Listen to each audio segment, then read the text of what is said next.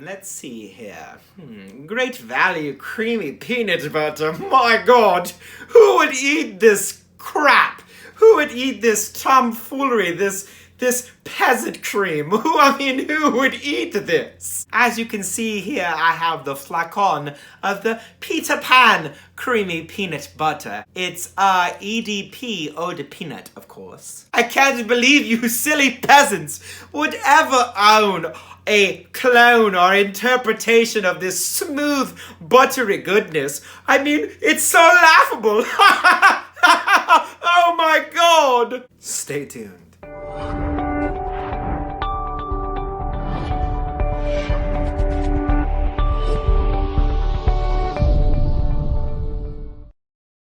What's going on, everybody? I'm Joshua, and this is our channel, ScentSense. To all my loyal subscribers who continue to come back and watch each and every day and deal with my crazy antics, salute. And to all you new people who are trying to decide if you want to stick around, and to you ladies who are maybe on the fence, maybe not sure if you want to watch my channel, you're like, man, I don't know how I feel about this ScentSense guy. Like R. Kelly says, we love all the women. All the women. We're nothing like R. Kelly, but you get it. Today will be yet again another installment in the series that I thought would be buried in the back. This is what grinds my gears. I know I said I would be positive in 2019, and I think this is a positive video because it will be educational. What we're going to be talking about today is clone hate. No, I didn't say cologne hate, I said clone hate.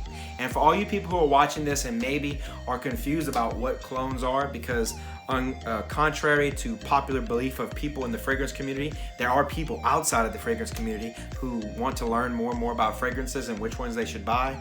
For you people, clones are fragrances that are interpretations or inspirations of fragrances that are maybe more expensive or less attainable and give you an option and access to a cheaper alternative to that fragrance. Most of the time when it comes to these clones, they'll make fragrances that are interpretations of very high-end niche fragrances that can cost anywhere from $100 to $200 to $300 and even more. And each company that does this has their own kind of niche, if you will. Companies such as Duo like to make fragrances that are interpretations of very, very hard to find, very, very luxury-based, exclusive fragrances that are very, very limited and in short supply. Often people complain about Duo's prices, and that's mainly because their goal is to make a fragrance or a copy of a fragrance that costs anywhere between $500 to $1,000 sometimes, and they sell it for 60 to 70 bucks.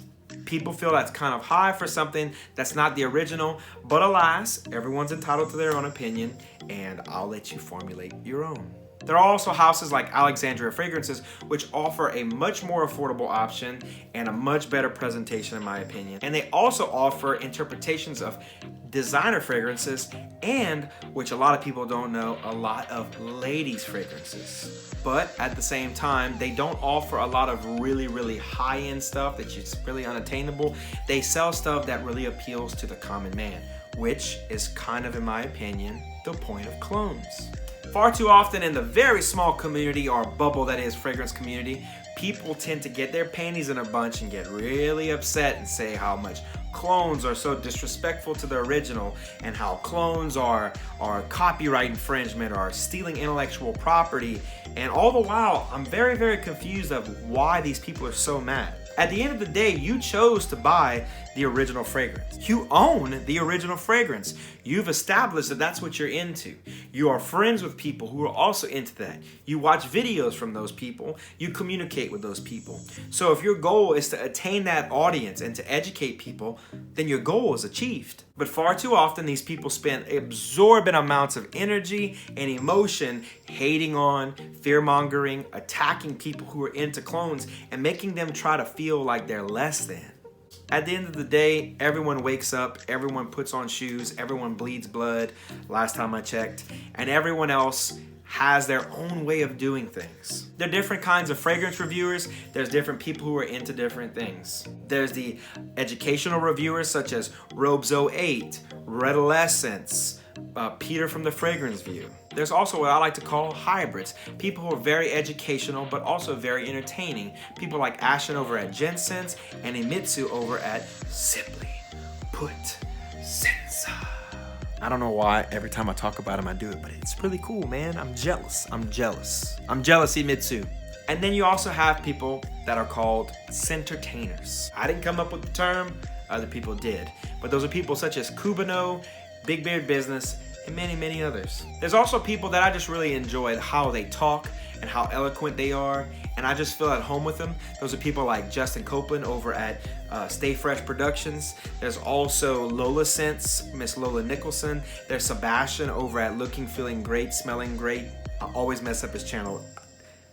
You know who I'm talking about. There's different strokes for different folks, but at the end of the day, it's just like watching cable TV. Unless your TV's trash or your remote is like lacking battery power, if you're watching a channel and you don't like it, you just change the channel.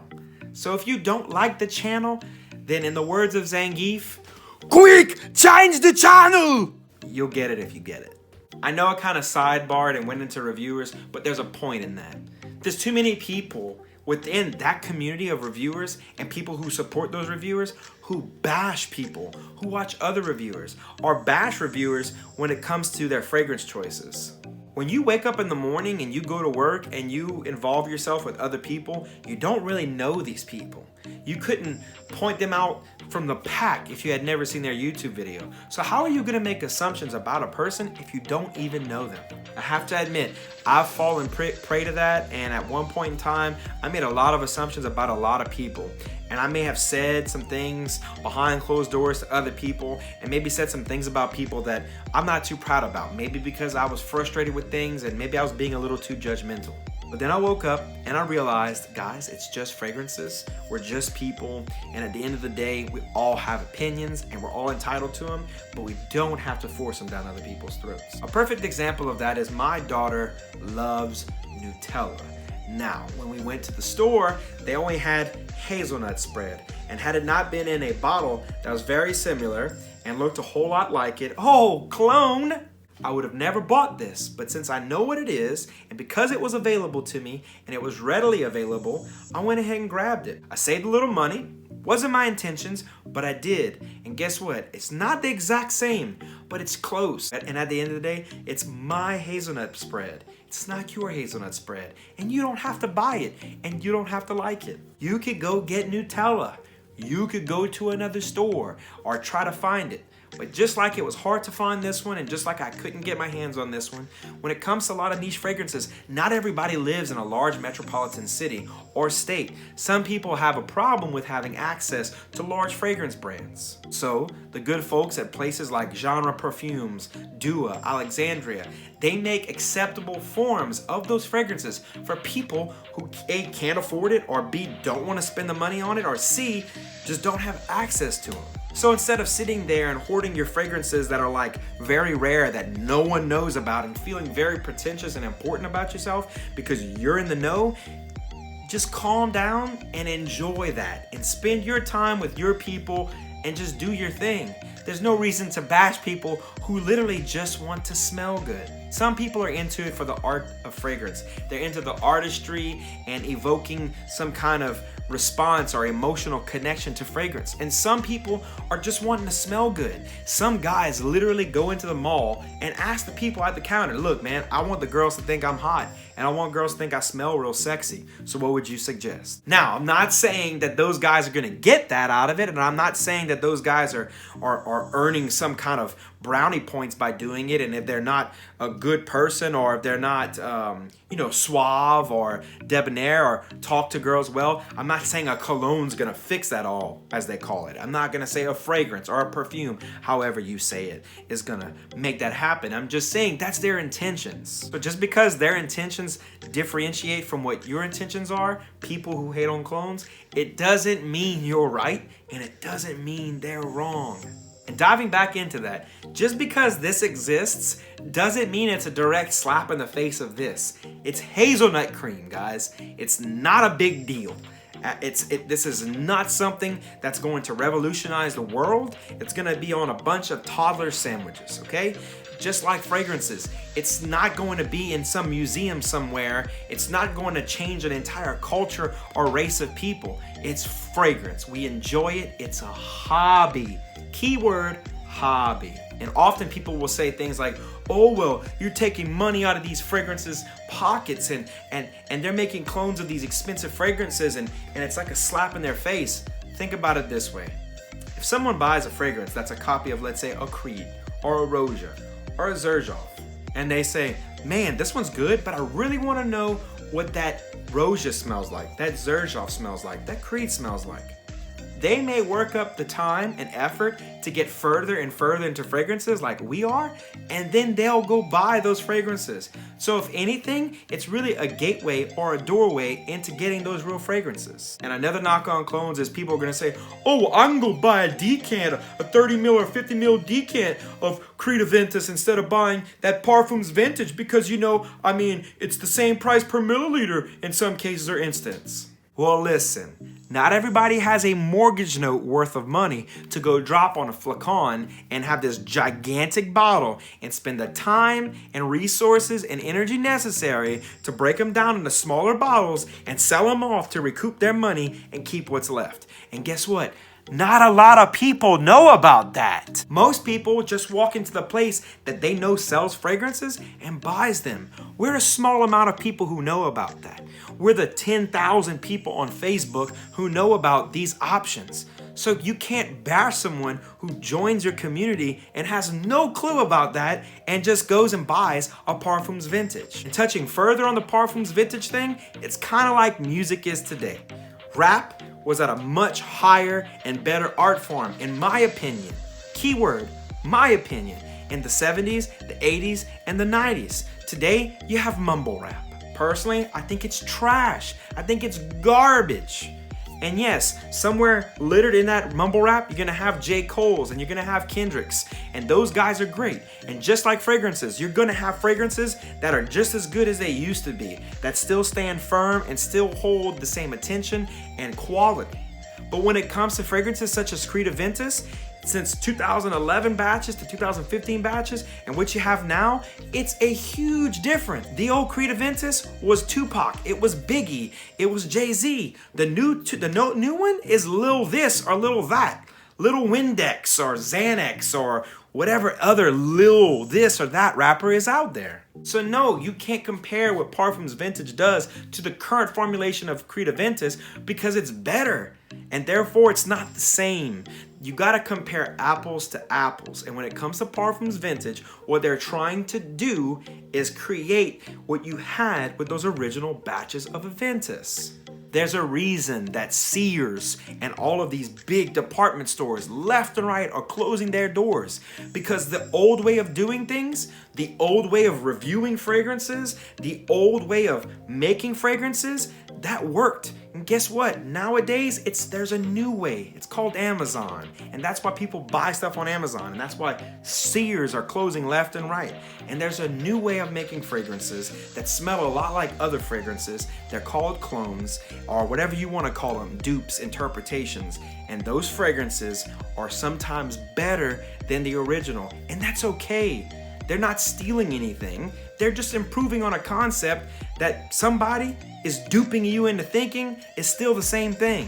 What you got from Creed back then for the price was substantially better than what you got now. The average person is not buying a flacon, so throw that argument out of here. We don't even need to go there. The average person's gonna buy what, a 100 milliliter bottle or a 50 milliliter bottle or 75, whatever it is now, because Creed's done shrunk the bottles and increased the price and watered it down.